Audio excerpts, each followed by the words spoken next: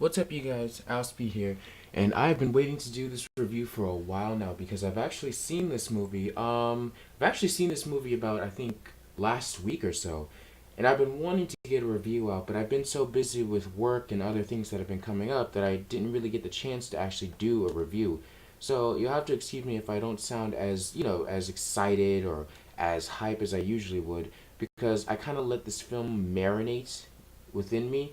So but I can say this: this film was this was not a film to me. This was an experience. This film genuinely. This is actually the first Marvel film where I've legitimately loved every single aspect of it. Where I literally left the movie theater just fiending for more of it. I needed to see this movie again, and I'm trying to see it again with my family, but work's kind of taking up my schedule. But oh my god, was this film good? This film was so good. Like, I literally cannot tell you how much I loved this film. Black Panther, it was just, it was like a perfect black film. Not only for comic books, but also for just superheroes in general, and just for the black culture of it all. And not just black culture, but reaching deeper into the black culture than a lot of other black superheroes have gone. And I'll go into what I mean by that in another video. But for right now, I just want to get into like the review of Black Panther. So, Black Panther the movie. Essentially, I'm gonna go over the plot, the story, essentially the characters and things like that. But first, let me just go ahead and get right into it. So, Black Panther. This movie is essentially about King T'Challa coming into becoming king after his father's death in civil war. In this film, he's essentially tasked with taking out this one dude whose name I honestly forgot because he's not that important. But the real enemy of this all is Killmonger. The reason why he wants to take over, Wakanda, it's actually a story. It's actually a very important story aspect that I don't really want to spoil. But then again, the movie's been out for a while, so I'll just go ahead and just put it in. It's a spoiler review. So essentially, Killmonger basically wants to take over Wakanda because he was wronged and his family was wronged after his father was killed by T'Challa's father, who are brothers. So yeah, it's basically this sort of cousin versus cousin kind of thing. And yeah, that's basically the gist of the film. But I don't want you to think that I'm saying this because I just didn't enjoy it or I thought it was just a bare bones story. Because it is a little bare bones, but what really carries the weight of this film isn't so much the story as much as the characters, the setting, and the all around tone of the film, which I'm going to get to next. So, all around the characters in this film. Each character feels like such a very vibrant character. Like, each one has their own backgrounds, their own feelings. Like, you don't look at one character and think that they're interchangeable with another. Like, you don't look at Denai, I forgot her name, the Michonne actress. You don't look at her character and kind of single her out as just, a lackluster person. She's actually got her own history. She's dedicated to the Wakandan way that it doesn't really compromise with anything else that she does. And it's so interesting to see that because it's just her following what she was born to be. And then you got someone's character like that one actor from the movie Get Out. You have his own way of things where he believes in revenge and getting revenge for the white dude who killed I think his family or something or his parents. I think that's what it was. But you see his dedication to the ways of the king and how his morals wants to basically have revenge, and now that he's got it, he wants to follow into the line of fire the person who gave him that vengeance. So there's a really interesting dynamic with each character, and each one has their own sort of reason to be in the film that you never really felt like any of them were just thrown in there just to be thrown in there. They all have a specific purpose to the plot of the story, and I just genuinely enjoy that because you don't really see that a lot in comic book films these days, especially in Marvel films where they just kind of throw characters in there just to throw them in there. So this was a pleasant surprise. So I'm really happy to have seen that. And then there's the setting. Oh my god, man, Wakanda. Wakanda is that place to go to if it was real. But man, Wakanda is so beautiful. I love Wakanda.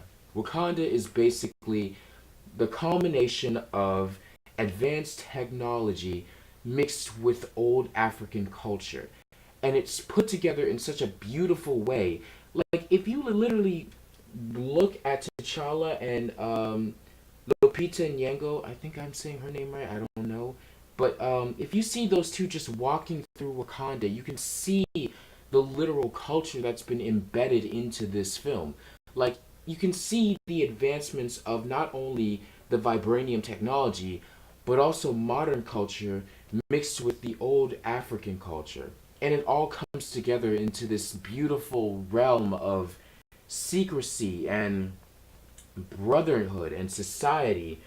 And it just baffles me how Wakanda is so beautiful. Wakanda is a great place.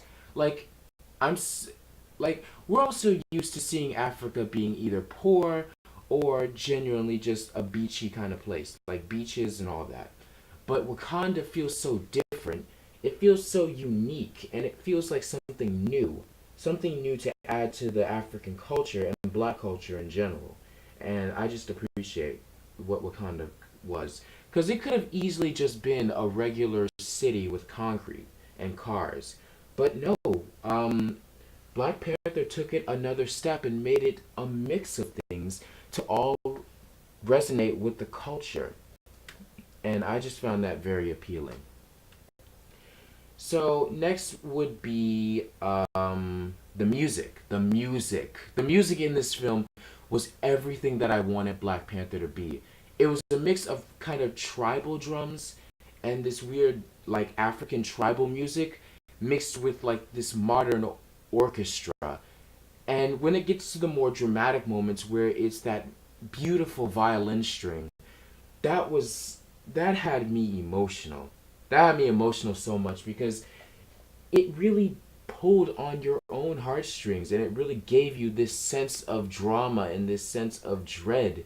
But it also gave you a sense of heroism. And this mix of heroism with the whole African tribal drums is the perfect way to culminate Wakanda and Black Panther. And I especially loved what they did with Killmonger's theme. Because Killmonger's theme is essentially modern hip hop mixed with African tribal. And it's such a great mix of it to put them together because it represents both of what he is. Like, he comes from the streets, but he also comes from the Wakandan African tribes and all that. So I really liked Killmonger's theme. And speaking of Killmonger, Killmonger is quite honestly the greatest MCU villain, period. Like, in terms of this movie, I'm not talking about the comics because I'll be honest, I don't really care for the comics that much. But the film Killmonger is probably one of the greatest MCU movies I've ever seen. Um, like, he is literally standing at the very top with the Vulture coming in second and Enos, Peter Quill's dad, coming in third, and that's about it. That's all who I can see on this list. These like Killmonger is definitely a villain that's in a league of his own in terms of the MCU. He's brash, he's young, and he's essentially someone who just wants to rule. But not rule in the sense of just being a tyrannical, jackass or a tyrannical despot. He essentially wants to be the king of Wakanda so that he can give the vibranium weapons to the other black people who are in the States who are struggling with a lot of racial tension and, all this cop shooting, gang war, gang violence, school shootings, and things like that. It really talks to the culture of, African Americans as well.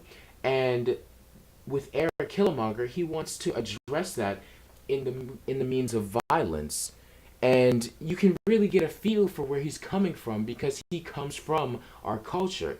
He's been in our shoes and he's seen what we have gone through. And it's from that culture that he just wants to do what he feels is right, to let the black people have their own shot at being up top. And you kind of get a feel for understanding where Eric is coming from, but then again, you also have to feel about where T'Challa is coming from, and believing that sharing the vibranium for peaceful purposes, like being able to cure diseases, being able to help those in need, being able to be a renewable source for people so that they can get better. These are things that T'Challa wants. And with Eric, he just wants to give them the weapons, give the black people the weapons so that they can fight back. And given the social situations that are going on now, you kind of get a feel for both characters and you kind of see where they're both coming from. But I don't know. I think I would more align with Killmonger than I would with T'Challa. But then again, I would also align with T'Challa because he also has the point to give.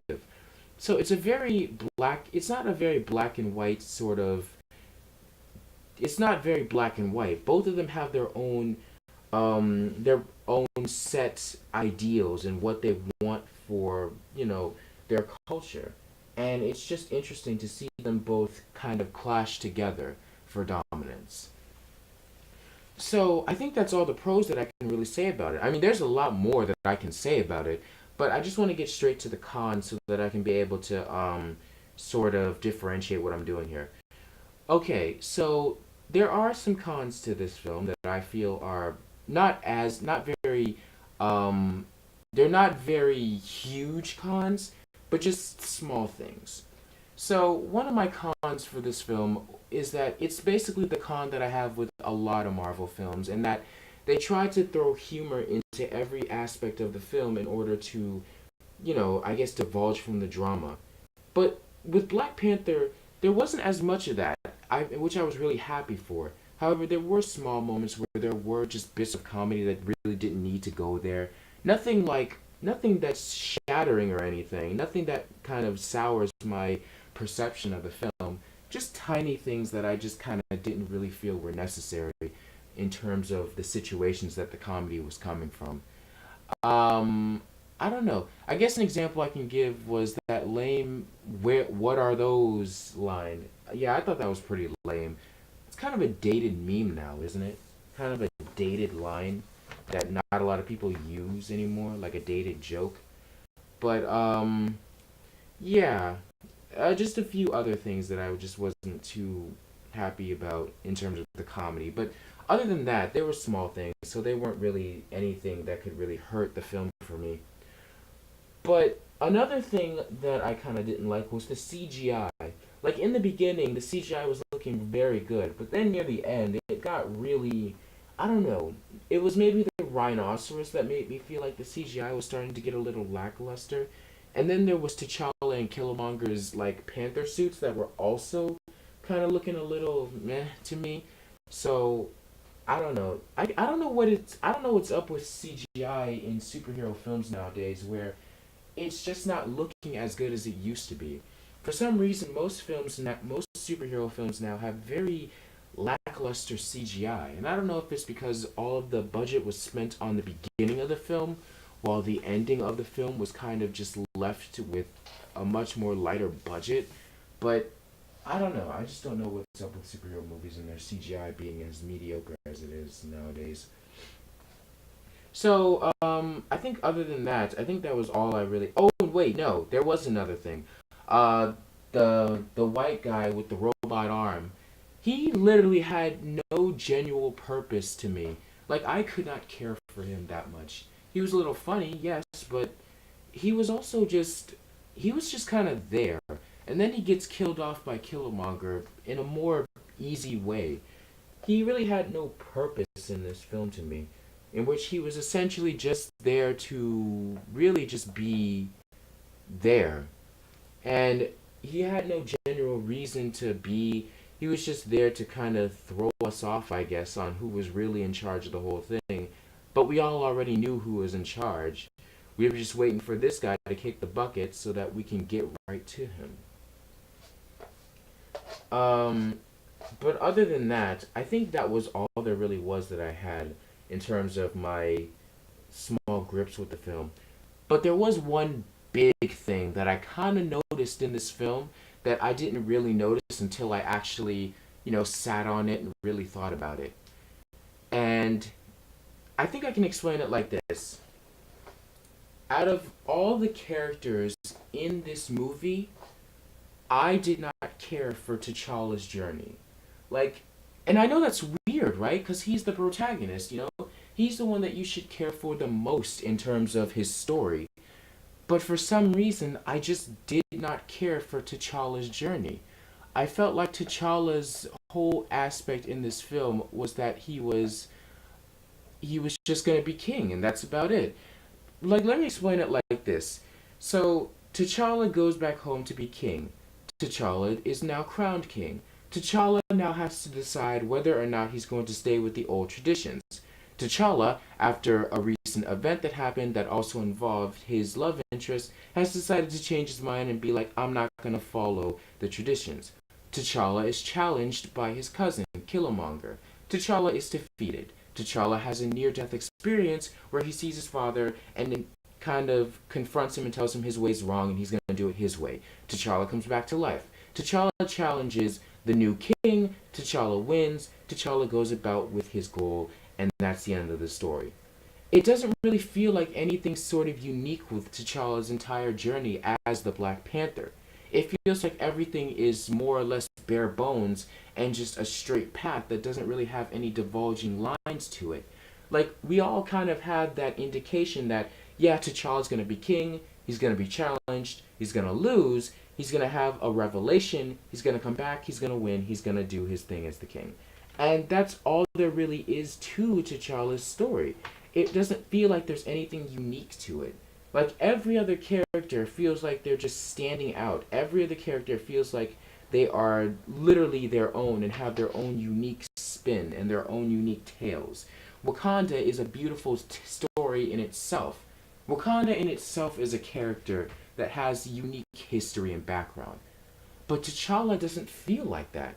For some reason, for me, T'Challa feels like he's just the main character just to be the main character and is thrown in there so that we can have someone to latch onto as we go throughout this entire film. Like, this movie, I feel like this movie should have been just called Wakanda, because that was the main character of this story. Wakanda was the main character of this entire film to me. Black Panther was just kind of there to be the face. That's kind of how I felt with this film. I don't know. Maybe it's because they wanted to sort of exploit Wakanda more. Because I feel like people talk more about Wakanda than they do Black Panther. Like, people talk more about Wakanda, Killmonger, and other characters than I have heard them talk about Black Panther as a whole, or T'Challa as a whole.